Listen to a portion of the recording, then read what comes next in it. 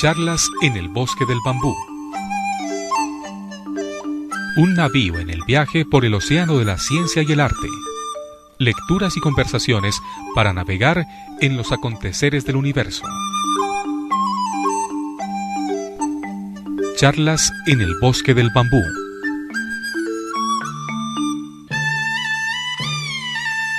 Con Marga López Díaz.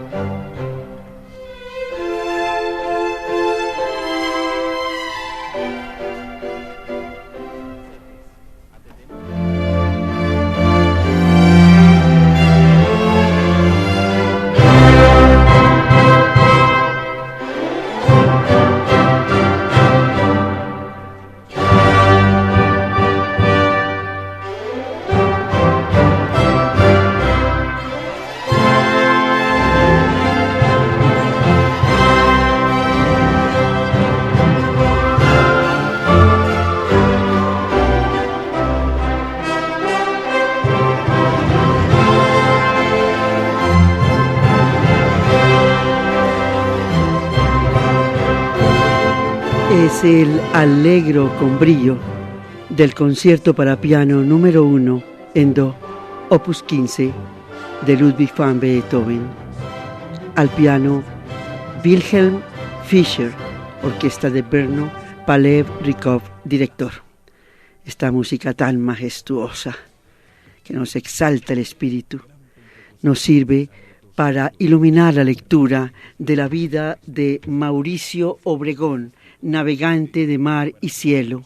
Estamos leyendo las palabras de la escritora colombiana Yolanda Reyes, maestra e investigadora en lectura y literatura infantil, miembro fundador del taller Espantapájaros, su libro más conocido, El terror de Sexto B, publicado por Alfaguara en el año de 1995. Vamos a deleitarnos con este viaje. Nos acompaña Beethoven y estas historias desde el mar del aire de Mauricio Obregón.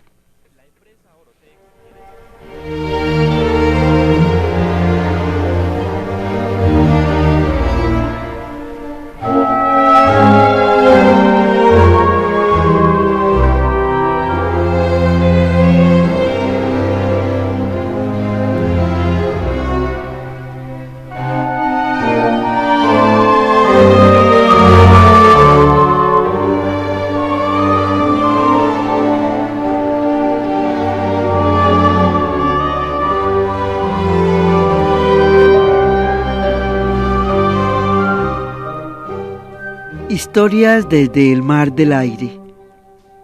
Mientras Mauricio volaba por Colombia, volaba también el tiempo. Aterrizamos en 1950.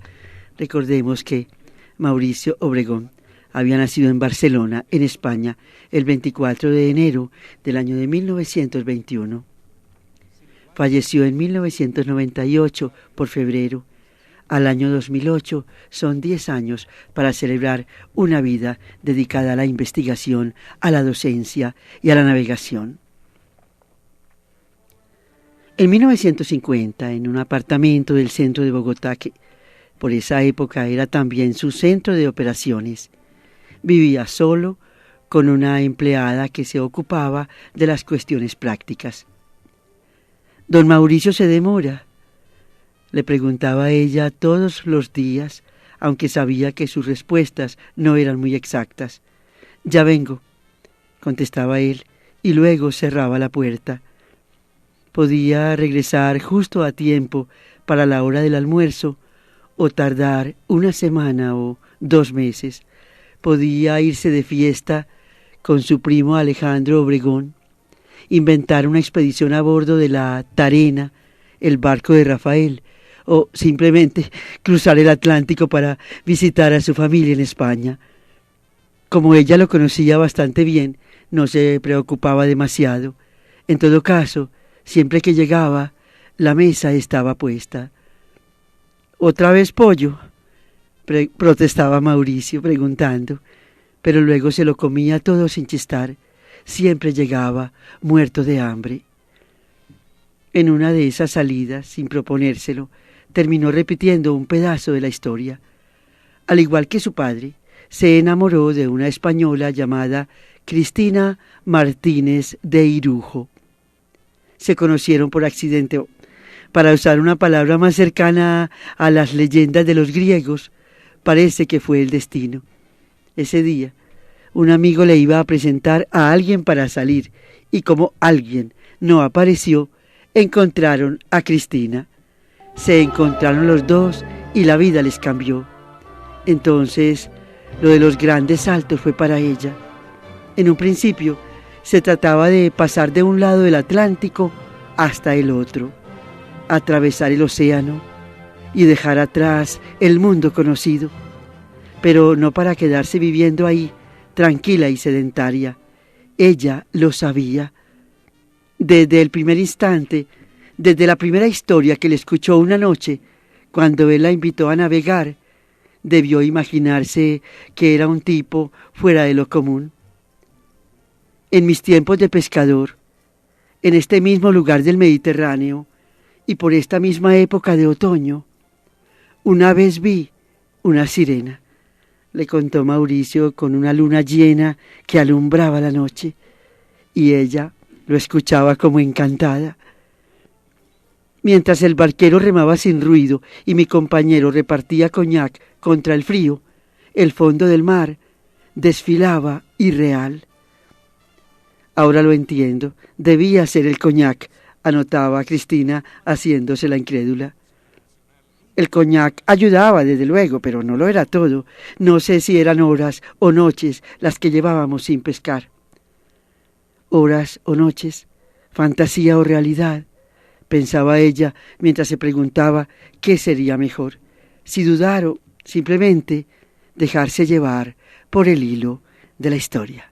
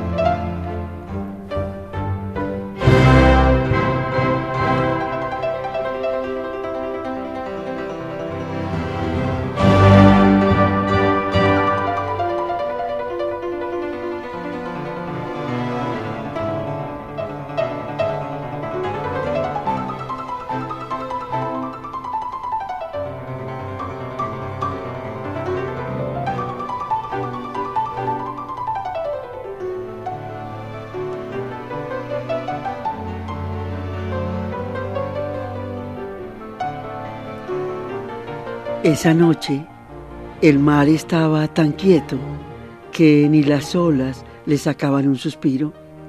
De repente, pero sin despertar el agua, entró al círculo encantado de luz una sirena rubia y rosada, como Dios la echó al mundo y con las mechas a flote. En el instante en que dudaba si pescarla, ella me sonrió. Entonces el barquero exclamó rudo: «Quítese, niña, que la van a lastimar». Con un leve coletazo, la sirena se dejó tragar por la oscuridad. Ninguno de nosotros se atrevía a hablar mientras regresábamos. Los días pasaron. A las noches regresó la luna, y en el pueblo Me parecía a veces reconocer los ojos de la sirena, pero no su sonrisa. Era imposible resistirse al canto de las sirenas, imposible averiguar qué tan cierto o qué tan imaginario era lo que contaba ese hombre con su acento de tantos lugares, imposible no acompañarlo en sus aventuras. Cristina y Mauricio se casaron en San Sebastián, España, en 1951, y el plan era armar la casa en Bogotá. Claro que la casa no hay que tomarlo al pie de la letra, simplemente se trataba de tener un puerto seguro para aterrizar después de cada viaje, como los descubridores. Al principio, tanto espacio les quedaba grande, pero luego la casa empezó a llenarse de nueva tripulación. Poco a poco fueron llegando Sancho, Javier, Inés, Santi, Ana María y Beltrán, los 6 hijos. Con el tiempo y de distintas maneras, todos se vincularon en alguno de los proyectos de su padre. Pero mientras crecían, la mayor parte de los papeles le tocaban a Cristina, que no solo se encargaba de la fotografía, sino de poner algún matiz de realidad a bordo de las expediciones. No era fácil para ella dejarlo todo organizado. Despedirse de los niños y salir corriendo detrás de un navegante que quería saber cuáles eran los sistemas de navegación de los antiguos griegos o cuál era la situación exacta de la isla de los tiburones que describía Magallanes en algún libro antiguo. Tampoco era fácil quedarse en tierra después de haber oído el comienzo de una de sus historias y esperar meses a que volviera para saber la continuación. Por eso, a veces protestaba un poco antes de embarcarse, pero se embarcaba. Es que la historia que contaba Mauricio Obregón era muy seductora. Él la llamaba historia experimental y significaba exactamente eso: no hablar de aquello que no se había vivido, tocado y medido. No creer en la palabra porque sí, porque estaba escrita en los libros, sino tratar de desentrañarla, viajando por cada uno de los renglones, revisitar y redescubrir lo que otros en otras épocas habían descubierto, hacerse presente y comprobar en carne propia cómo cada descubrimiento geográfico cambiaba la escala del conocimiento para la humanidad.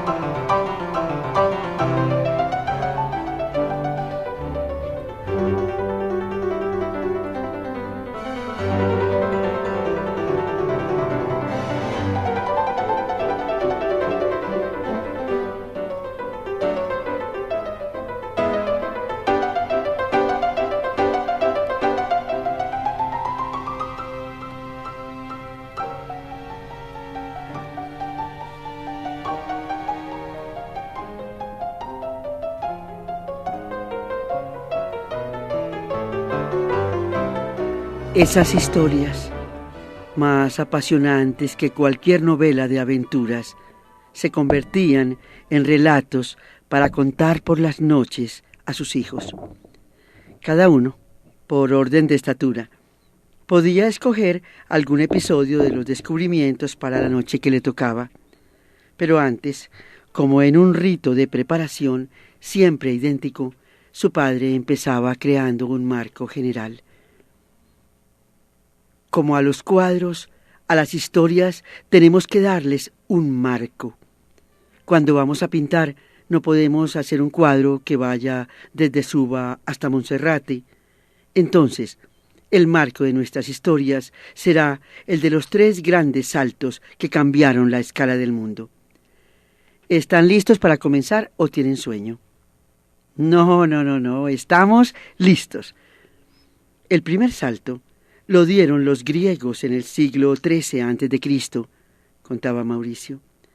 Para ellos, el mundo era una isla de color turquesa, enmarcada en un pequeño mar conocido que, a su vez, estaba rodeado de un temible océano infinito, donde nacían y morían todos sus dioses.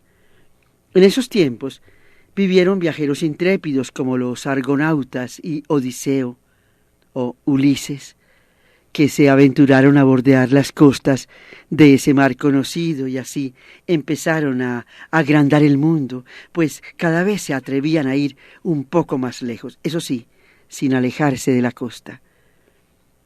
Entonces, ¿lo que cuentan en ese libro de los argonautas ocurrió de verdad?, preguntaba Ana. Sí, las historias de la Argonáutica y de la Odisea se basaban en viajes reales. Ellos iban tejiendo en versos y agrupando en cantos los acontecimientos para que los ciudadanos se enteraran de lo que sucedía. Como en el noticiero, interrumpía Sancho. Más o menos. Pero eran noticieros que había que recitar de memoria en las plazas. En esos tiempos, las fronteras entre la historia, la ciencia y la leyenda no eran tan claras. Era otra forma de ver el mundo. ¿Y qué pasó luego?, preguntaba Santi. Después de los griegos, muchos otros pueblos encontraron más tierras en el mar, pero solo hasta el siglo XVI, en el Renacimiento, hombres como Colón y Magallanes lograron dar el segundo salto enorme. Se atrevieron a sondear los misterios de ese océano infinito al que nadie quería medírsele, y entregaron a los hombres un mundo redondo, sembrado de innumerables razas.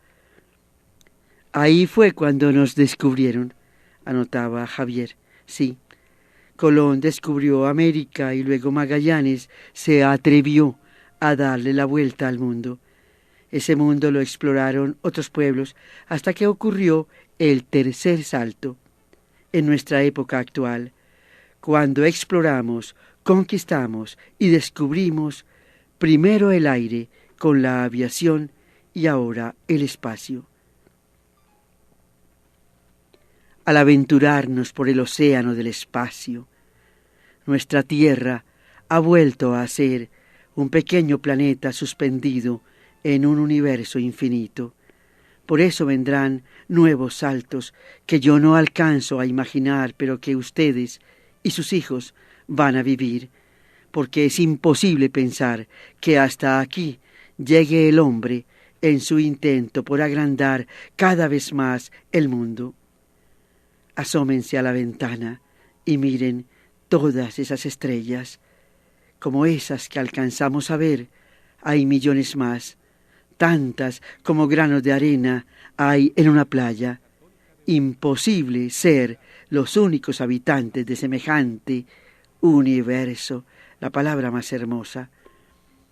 ¿Qué tal que uno de tus hijos, Inés, viva en un planeta, que un hijo de Javier viva en otro, mientras Beltrán se queda aquí en Bogotá y va a visitarlos en las vacaciones? Eso es inverosímil, dudaba Inés. Para los griegos de la época de la Odisea, Era más inverosímil volar en un avión. Volar era el sueño de Ícaro, y mira que tú ahora viajas tan campante en la avioneta. Vuélvenos a leer un capítulo de la Odisea, pedía Sancho. Hoy le toca escoger a Beltrán, decía Ana. Beltrán es muy pequeño, yo escojo por él. Cuéntanos cuando Magallanes dio la vuelta al mundo y le tocó alimentarse con rata asada, decía Inés. Cuando Magallanes estaba en la mitad de la vuelta al mundo, las ratas eran manjares y se cobraban a medio ducado en las naves. Pero es que luego ya no había ni ratas. Entonces había que arrancar el cuero protector de las vergas y prepararlo a la brasa, apanado con serrín. Claro que peor que el hambre era el escorbuto. ¿Qué es escorbuto?, preguntaba Santi. Una enfermedad que les hinchó las encías a los navegantes hasta que era imposible comer lo poco que había. 12 de hombres murió, pero los grandes se salvaron. En el archivo de Indias está la explicación. Por golosina, la nave capitana llevaba varios barriles de membrillo, y el membrillo, como la guayaba, tiene vitamina C. Ya ven que comerse las cosas siempre ha sido bueno para la salud. A ver si trata de abreviar, que mañana no hay quien los levante para el colegio, intervenía Cristina. Además, son niños, no tus alumnos de la universidad. Precisamente por ser niños, no hay que abreviar. A los niños no hay que abreviarles nada. Al contrario, hay que contarles las historias bien largas, con todos los detalles.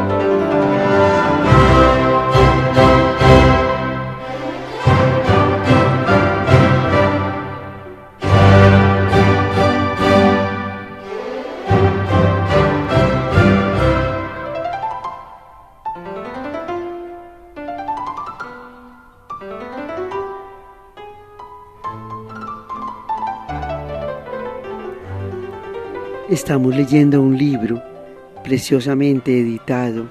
Es la colección juvenil Colciencias, dirigida por Margarita Garrido de Payán. La primera edición, 10 de julio del año 2000. Yolanda Reyes es la dama que nos escribe estas palabras y que de seguro disfrutó bastante esta investigación tan rigurosa sobre Mauricio Obregón. Y mientras nos deleitamos en el libro con las fotografías, aparecen Cristina y Mauricio en la expedición de Odiseo, van en su barca. Cristóbal Colón, Magallanes, como esto es para la juventud y para la niñez y para los niños de todas las edades, podemos disfrutar el observar a Mauricio en la expedición de Odiseo en su propia barca. También aparecen junto a la avioneta O Papa durante la reconstrucción de la ruta de Odiseo, y en el puerto de Malta, puerto del que pudo zarpar Ulises en la isla de Calipso.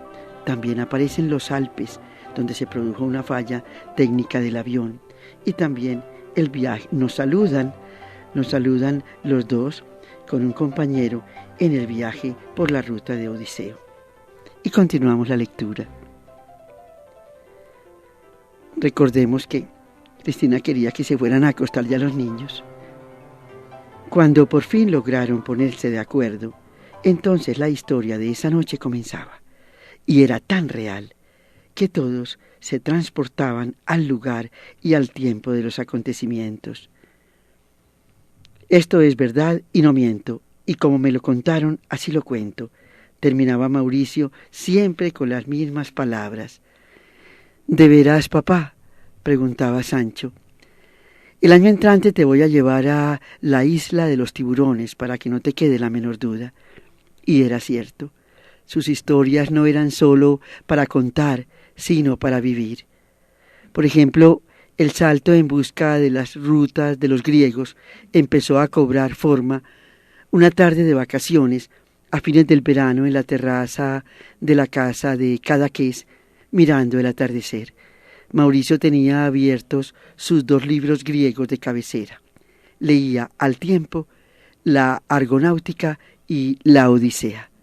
Saltaba de una página a la otra, tomaba notas, hacía operaciones matemáticas y traducía sus notas a dibujos.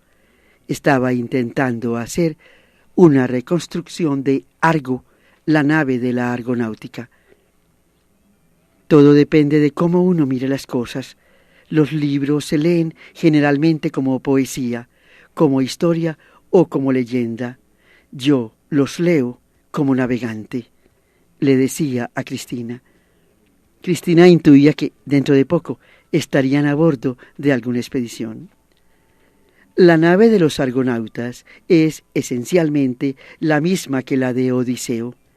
He vuelto a leer el pasaje del naufragio y, cuando naufraga Odiseo, el mástil cae a popa y alcanza a destrozársele el cráneo al timonel. O sea que, por mucho que el viento lo lanzara, mástil y media verga sumarían unos 13 metros, lo que viene a ser... Mauricio se enfrascaba en cálculos matemáticos, elaboraba nuevas hipótesis y para comprobarlas leía otra vez el pasaje de la Odisea en el que Homero describía el naufragio. Por fin, después de muchas lecturas, llegaba a una exacta reconstrucción matemática y arquitectónica de las naves griegas. Para entonces el cielo se había iluminado con la aparición de las estrellas. ¿A que no sabes cuál es la única constelación que nunca se baña en el mar, según Odiseo? La Osa Mayor, adivinaba Cristina. ¿Has aprobado el examen de astronomía de la Odisea? Se reía Mauricio y seguía pensando en voz alta junto a ella. Si Homero pone esa respuesta en boca de Odiseo, eso demuestra que a los griegos solo les interesaban las latitudes menores a 37 grados. De haber avanzado más, habrían visto también la gran constelación del dragón girando sobre el horizonte del mar. Así eran sus conversaciones. De la poesía saltaba a la ingeniería naval o a la astronomía. Siempre estaba maquinando, calculando y soñando. Y a medida que leía las estrellas, inventaba también su próximo plan de vuelo. Al comienzo parecía nebuloso como un sueño y poco a poco se iba trazando en el mapa de la realidad. Por ejemplo, esa noche en Cadaqués se le ocurrió recorrer por el Mediterráneo las rutas de Jasón y Odiseo en avioneta. Los vientos indicaban que era tiempo de zarpar. ¿Y los niños?, preguntaba Cristina. Los niños a la casa. Tienen el tiempo justo para viajar a Bogotá y comenzar el año escolar. Tú y yo nos quedamos en Barcelona organizando nuestra odisea desde el aire. Vas a tener el honor de estrenar conmigo la avioneta Oh Papa, que nunca ha volado. Además, hace tiempo que no nos damos un viajecito los dos.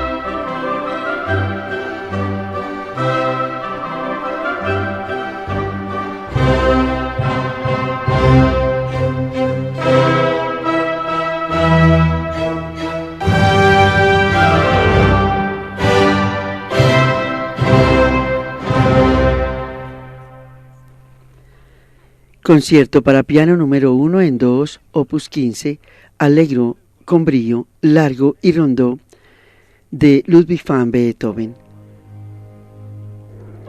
Ojalá que todos los padres y las madres en sus casas leyeran a sus hijos en la noche, siquiera media horita, las obras de la literatura, con toda la fantasía, con toda la dicha. Cuánto se hubiera enriquecido nuestra imaginación si nuestros padres hubieran hecho lo mismo. Mauricio hace con sus hijos.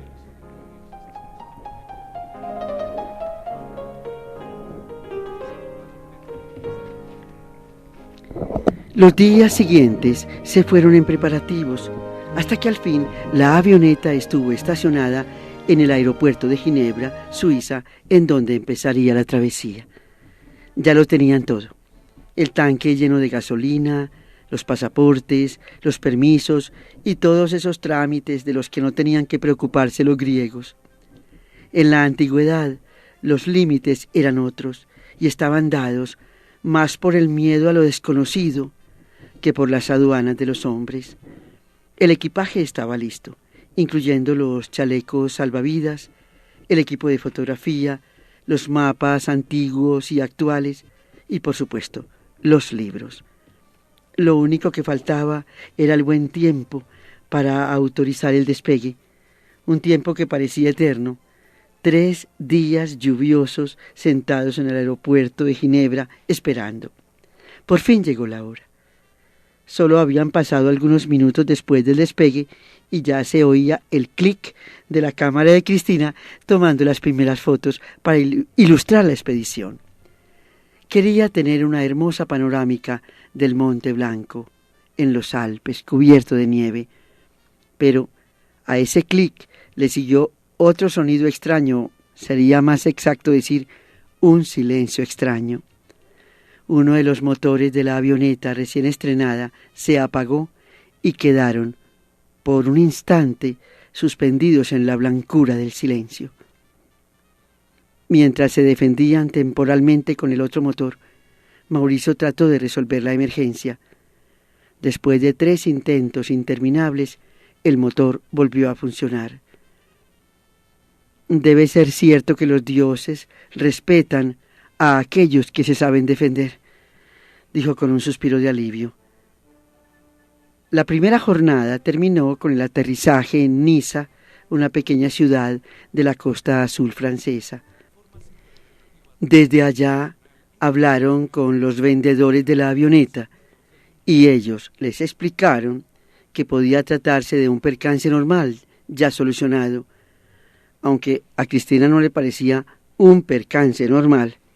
Casi vararse en el aire, decidieron continuar la marcha.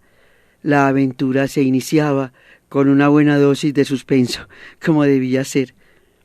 El recorrido que bordeaba las costas mediterráneas, tal como lo habían hecho los héroes griegos, no solo abarcaba distintos países, sino también 3 continentes, Europa, África y Asia.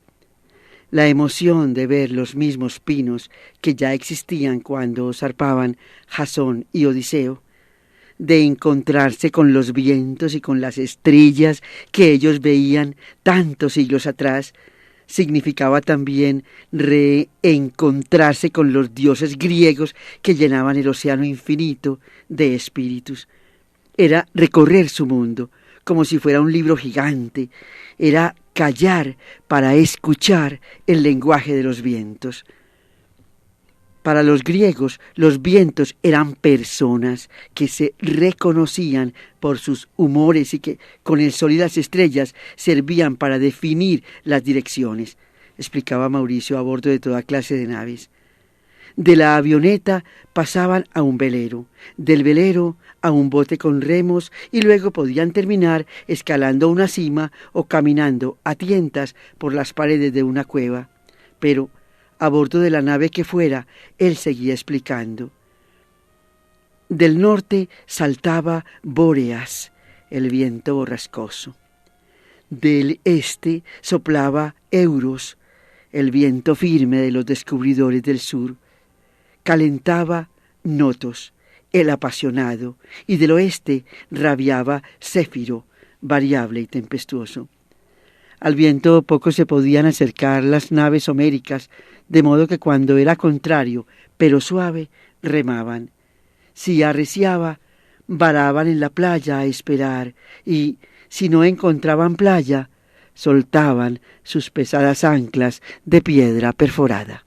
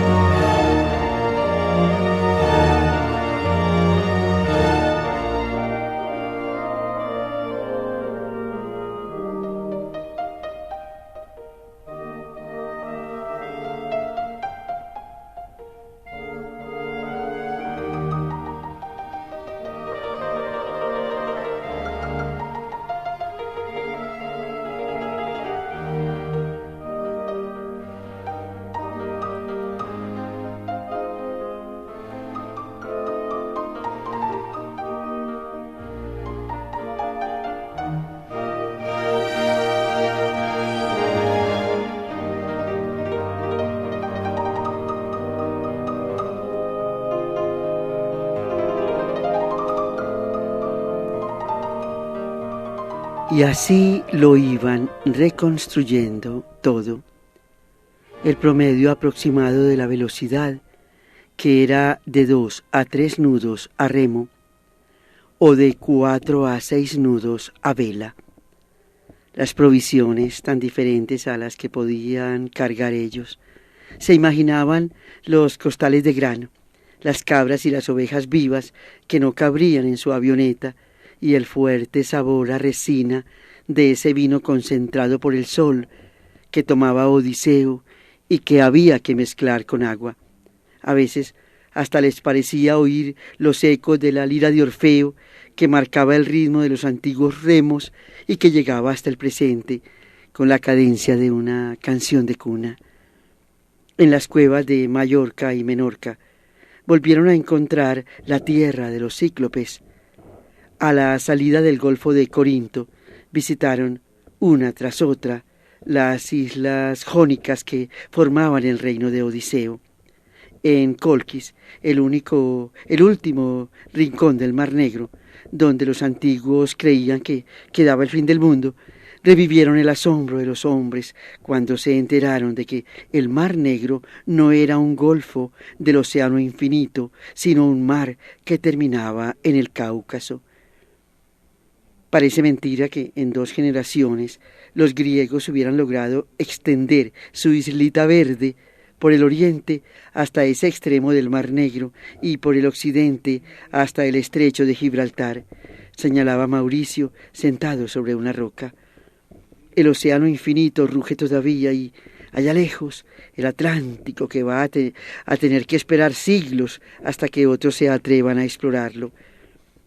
¿Qué te parece si por ahora dejamos pasar todos esos siglos y regresamos a casa?, contestaba Cristina. Ya estoy extrañando demasiado a los niños. Como dice Píndaro, las velas caídas por falta de viento siempre están listas a estremecerse con brisas nuevas. Volvamos a casa para tomar impulso y preparar los próximos saltos. A ti, si te invitan a un viaje a la luna, seguro que te animas. Por supuesto que me animo.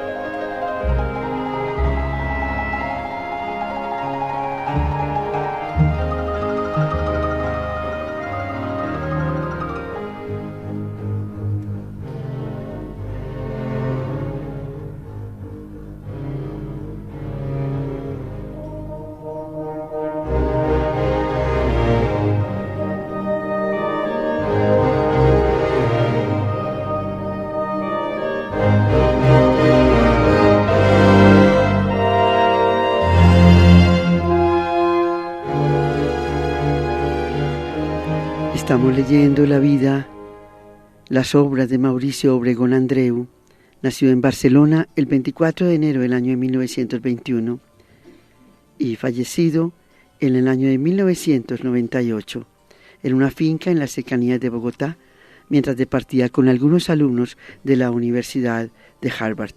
Y nuestra bitácora de viaje llega al capítulo 4, El Nuevo Mundo.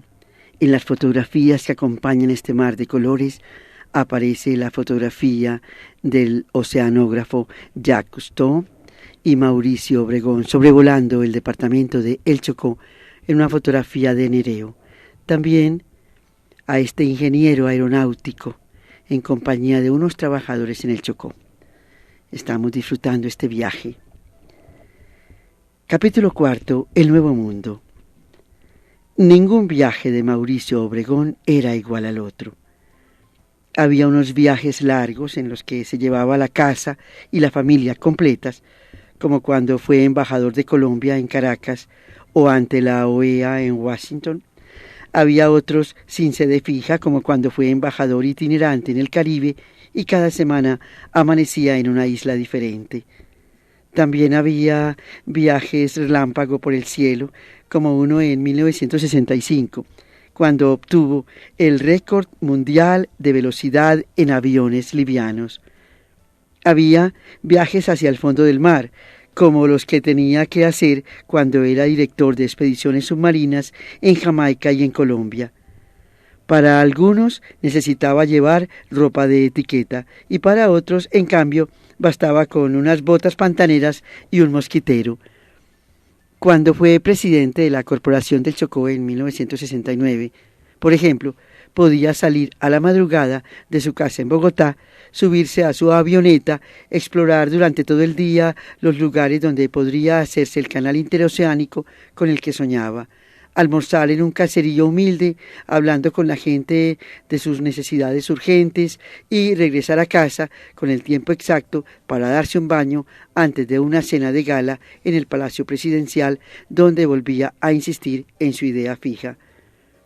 Colombia no se ha dado cuenta del potencial estratégico que tiene el Chocó. Allá se puede hacer un canal para buques pequeños. Eso descongestiona el canal de Panamá y a la vez genera desarrollo para la región del Pacífico tan necesitada. Y sacaba los mapas y los estudios en la sobremesa y explicaba lo que había que hacer, que no era tampoco una obra de ingeniería del otro mundo. Una de las posibilidades más factibles para el canal es la del proyecto Atrato San Miguel. Consiste en quitar este pedazo de la serranía que separa a Panamá de Colombia en su punto más bajo, señalaba en el mapa a los expertos. Son 10 kilómetros de ancho y algo más de 100 metros de altura. Yo he sobrevolado 1000 veces la región y me gustaría que ustedes lo vieran, no en el mapa, sino desde el aire. ¿Cuándo pueden darse una escapada y paso a recogerlos en mi avioneta? Se inventaba viajes en los que él era piloto y guía para llevar delegaciones enteras de hombres de escritorio. Cruzaremos la cordillera a 120 metros para demostrarles que no es mayor la altura de la serranía. Si tengo razón, estaremos de regreso en Bogotá antes del almuerzo. De lo contrario, soltaba una de sus carcajadas y miraba de reojo para examinar las reacciones de sus pasajeros durante la demostración. Muchos sufrían de pánico, de mareo o de fobia a las alturas, de acrofobias, sobre todo cuando él bajaba en picada, casi peinando los árboles, para indicarles que el cerro estaba ahí, justo debajo del ala de su avioneta, y que, quitándolo, el canal era posible. No era difícil, ni en costos, ni en técnica. Esto no cuesta más que hacer una hidroeléctrica mediana. En cambio, los beneficios ecológicos y de desarrollo son enormes, les decía en pleno vuelo. El canal se financiaría por mitades entre Colombia y Panamá, con mano de obra de los dos países. Además, este proyecto permite la construcción de la carretera panamericana y el saneamiento del río Sinú. Insistía tratando de convencerlos por todos los medios. Y siempre, cuando creía que estaba a punto de lograrlo, algo sucedía. Siempre faltó la última decisión y el canal se quedó sin hacer. Ese fue uno de sus mayores sueños, uno de los pocos que no pudo convertir en realidad.